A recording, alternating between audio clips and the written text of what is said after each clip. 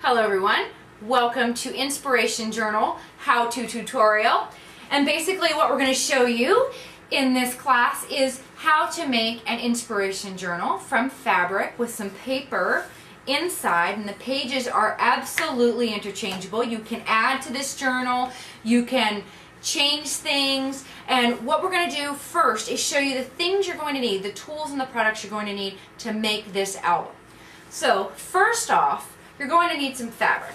Now my album is actually made with some cotton fabric on the outside and canvas, which is my favorite, on the inside. And that's cut to about 15 by 10. And you'll need both of those. And then you're going to need some tools. And they're a basic toolkit. And so all of this, if you purchase the kit, is going to be included in there. Alright, so you're going to need some pins, sewing pins from your stash. You're also going to need some 8.5-inch elastic. You're going to need a covered button, a fabric covered button. You're going to need a sewing needle, some thread. You're going to need 3 2-piece grommets. And you're going to need a grommet setting tool. Now this tool you can purchase on the website, but many of you might already have it. And we're setting 1/4 inch grommets into this book. But you can't set the grommets without an anywhere hole punch. Blast this out of your stash because I know you have one. And a hammer.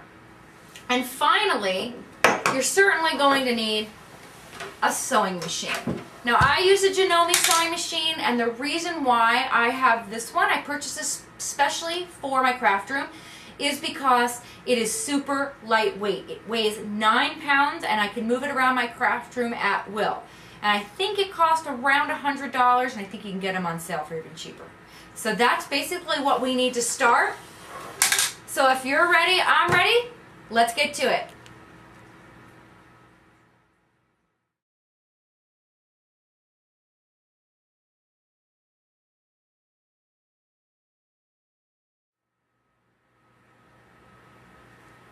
Alright, so we're going to start out with your 2 pieces of fabric. And a good way to always start is to iron your fabric first. I iron both the cotton fabric and the canvas. And the canvas is a little stiffer and it will curl on the edges, but you know what helps is a little bit of starch. I sometimes will starch my cotton fabric as well as my canvas just to give it that nice stiff feel before I begin. Now, we're going to sew these 2 pieces together, but we want to sew them together so that when we turn them right side in, the pretty side is out. So we must pin them together with the good sides together. Now the canvas, it has 2 good sides, so it doesn't matter which way that is. But the cotton fabric, you're going to make sure that the pretty side of that is down. And then you're going to take your straight pins and you're just going to pin it all the way around. And the reason for that is so that when you go to put it in the sewing machine, it's not going to shift on you. And I will be honest, I'm an overzealous pinner. So what I do is I pretty much pin it all the way around. Now if you see, I've got to make sure that it's pinned from all sides. Now the reason why I do that is because I don't want it to shift at all. And I'm not a very good sewer, so it's just a safety net that I have for myself. So next, now that we've got it pinned, we're ready to sew. So get your sewing machines ready.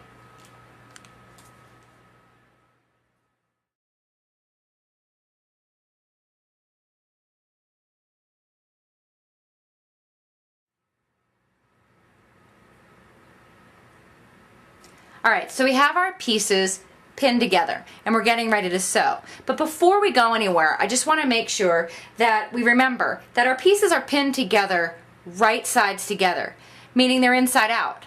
So we need to be cautious of the fact that we cannot sew this piece all the way around because we still need an opening so that we can turn it right side in again. So when I go to sew, I'm going to start about here.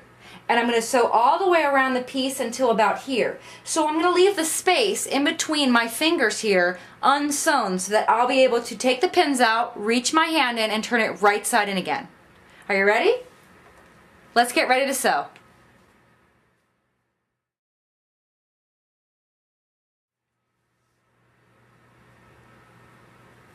Okay, so I have my fabric in the machine, and before I start, just want to talk to you a little bit about some of the things I do to make sure that my stitches are really secure so that when I go to turn this right side in again, they don't pull out inadvertently.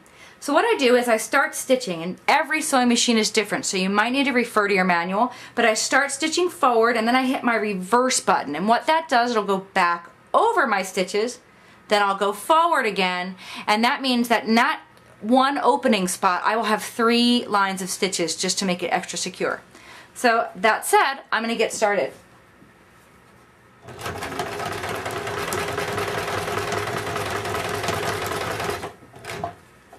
And I lift the lever just to turn it. I'll go all the way around.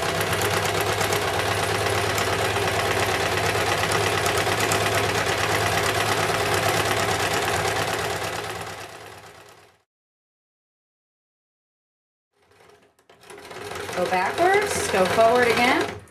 All right, we finished up sewing mostly all the way around. I'm going to pull it out of the machine. We're going to cut the threads, and I'm going to move my sewing machine to the side. Now, one of the little tricks that I like to do whenever I finish up sewing is I like to pull the thread through. And what you do is you simply pull the top thread, and the bobbin thread will come through the back. See that? You'll have the 2 threads, and you just tie it in a double knot to finish it up. Now, what we will do next is we have to turn it right side in again, and that's why we left that space. Now, turning it right side in is super easy, but it takes a little bit of elbow grease. So basically, you're going to stick your hands in there, and you're going to start with your corners, and you're going to pull those through, and I like to stick my index finger in there and poke them out. And then I do that to the other corners, and I do that all the way around until I pull this all the way through the middle. I won't bore you with that because I've already got one done. So let me show you what it's going to look like when it's all done and put right side in again. It's going to look like this. Now, it's not ready because what we have here is a very wrinkled, bubbly piece of kind of pillowcase. What we need to do now is we need to iron this, and I also use spray starch on the front and the back side of this piece when I iron it, so it's nice and flat. It gives you a nice crisp look, and it's easier because we have to go around and sew around the edge of this to finish it off. When you iron it, it will go from that to this. Much better. Now get ready. Now we're going to work on the elastic and the covered button.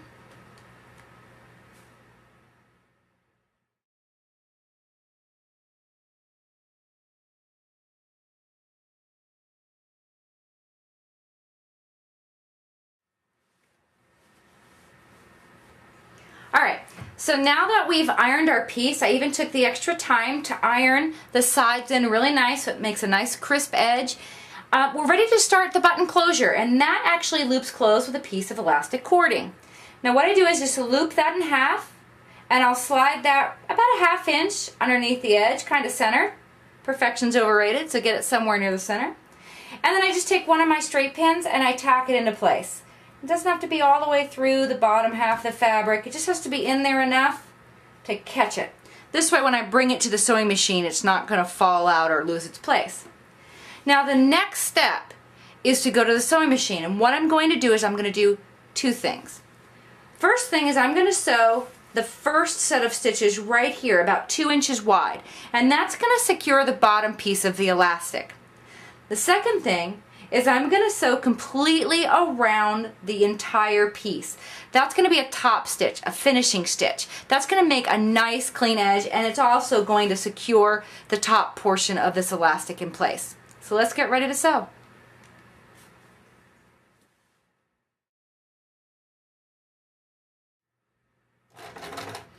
Alright, so we're going to sew that bottom section of the elastic in place. And then I'm also going to go backwards again, just like we did on the other seams before, and secure it one more time.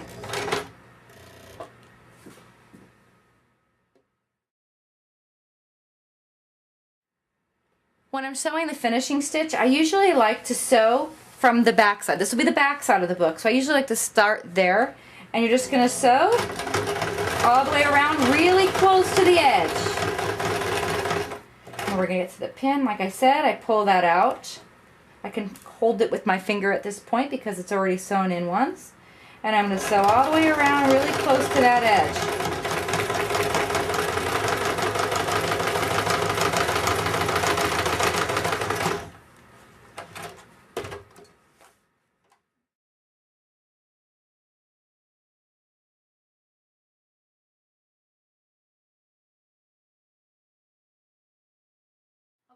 For sewing on the button, what we're going to do, it's super simple.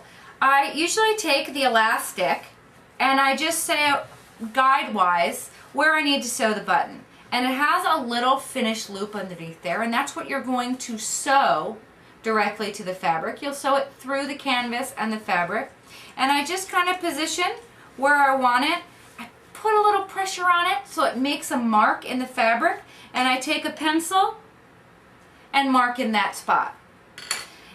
Then, starting from that spot, I have a thread with a doubled up piece of thread through there. So it's 2 strands going through.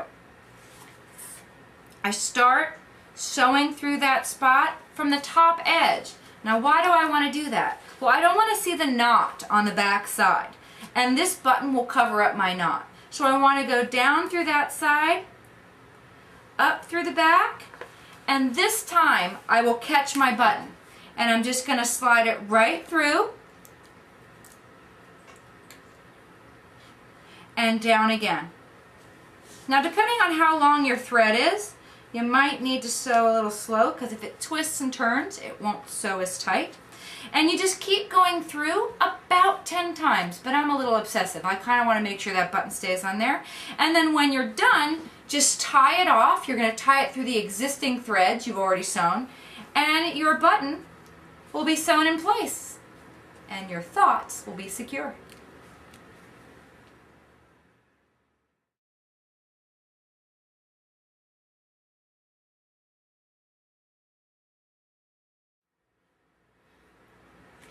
Now, to get a nice, finished, clean spine, what we're going to do is we're going to set grommets. Now, if you're unfamiliar with grommets, grommets are a 2-piece embellishment, technically, and they're used for fabric most commonly. And why are they so useful? I'll tell you. Because they have just as nice a finished, clean backside as they do a front. Unlike your eyelets that are used for scrapbooking, they kind of have an ugly backside. That's why they're kind of hidden behind your scrapbook pages. When you're using fabric, you're usually going to see both sides of it. So that's why these are so cool. Now, unfortunately, it would be great if we lived in a world where our eyelet setting tools set our grommets, but they don't. So the grommets in and of themselves come with their own set of setting tools. Now, these are fairly inexpensive. They come in a package like this, and just like your Anywhere eyelet setter, you use these in coordination with a hammer. So I have one that's kind of started over here, so let me show you how this all works together. What we're going to do, now I have made a bunch of these, so I have gone ahead and I've made myself a template. This template lets me know where I'm going to put the eyelets, or the grommets. They're already set up. And what I've done is I've placed it down. It's the same size as my book, and I've taken a pencil and I've just gone in and I've circled right where those holes I punched are. And then I removed it, and using my Anywhere hole punch, break out the big old tools from the yesteryear, I've just hammered that, and I won't hammer it to make that noise right now, but I've hammered it and I've made those holes in that for the grommets. Now, like I said, the grommets are a 2-piece fastener. We put the male side, and looking at them, pretty certain which one is the male and the female of that grouping. The male side will go into the finished side of your product, meaning the pretty side. And I just put that through the hole, and you'll see that it is poking out through there. And now this female side, that goes over that piece. Now, this is where the grommet setting tools come in. This piece here, this is kind of a safety net. You know how when you hammer an eyelet, it sometimes will get smushed? Well, this piece protects the pretty side of your grommet from getting smushed when you hammer it. So that goes down first. My grommet is resting in there, my pretty female side is resting there, and then I'm going to take the tool in and of itself and rest that inside. And then close your ears about 4. Now let me give you a little hammer 101, because most times when I use grommets in class, cute women, they go, that's not going to set this. We really need to grab the hammer low, a real hammer, and give it a nice couple of whacks. Now that was loud, wasn't it? I'm sure that just blew out your eardrums. But when you lift it up, you've got a nice finished grommet on both sides. And you're going to do that all the way down in those 3 holes, so that when you're done, it looks like this. And that's how we're going to tie our ribbon through.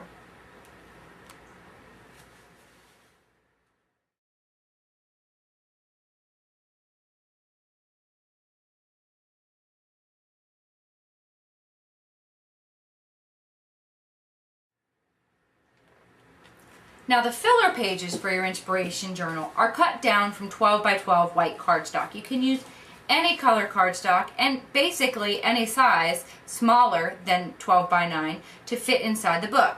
I took the 12 by 9 and I folded them in half, and I folded them inside of each other to make what would look like a book or card. This is known as a signature in a book.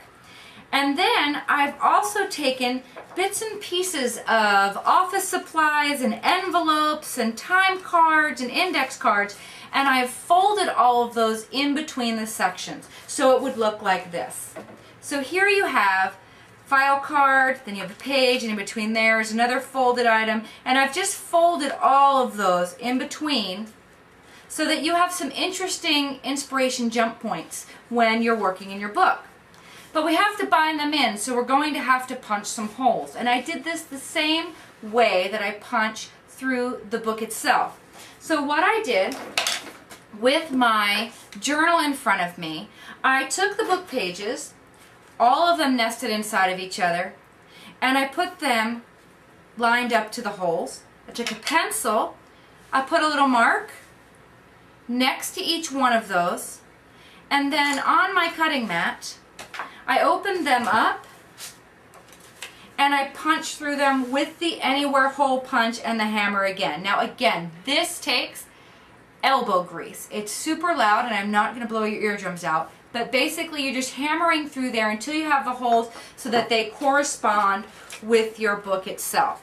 Then, making sure all your pages are lined up, you're going to thread these through with a ribbon. Now, with the ribbon, you're going to start from the outside edges. You're going to start from these 2 holes. And what I do is I go in through this one, and then I go in through this one, and I thread it through all of my pages through the inside. And then once I get my ribbon through these 2 sections, I go down through this center hole, and those 2 ribbon ends will come out here in this center one. Now I will tell you it takes a little bit of finagling, because depending on what ribbon you're using, it may be thicker than your hole, so you might need to push it in just with a little bit extra gusto, but it will hold your pages in place. Now also want to let you know that if you want to add pages to this, or even another signature, if you use a thinner ribbon, you could add 2 signatures, so 2 sets of these in your book with 2 separate loops of ribbon. All right, next step, tying it off.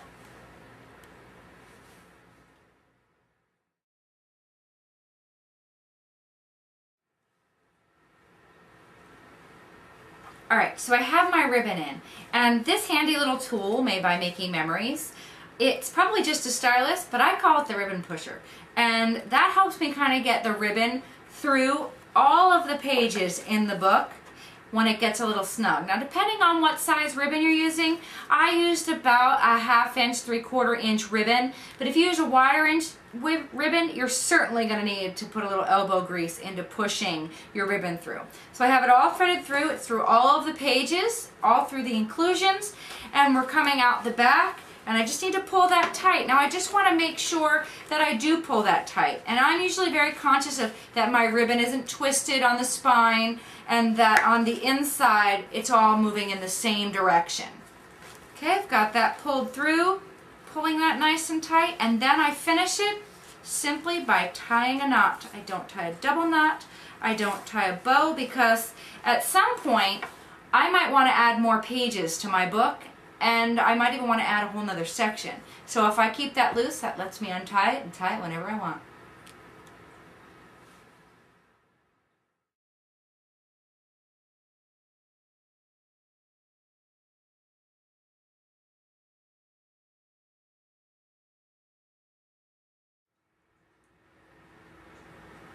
Alright, so that was it. You made your first inspiration journal. Now you might be wondering, okay, now that I made it, what do I put in it? Well, that's kind of the joy, because whatever inspires you can go inside the journal. It can be ideas, thoughts, words, fabrics, anything you like. But it's pretty enough to be thrown in your purse and taken with you anywhere, and people are going to wonder what you've got in your inspiration journal. So what I want you to do is put something in it immediately. Whatever the first thing that inspires you, put it in there. Whether it's a piece of patterned paper or thought or a quote or something you pulled out of a newspaper or magazine, put it in there and see where it takes you. Thanks.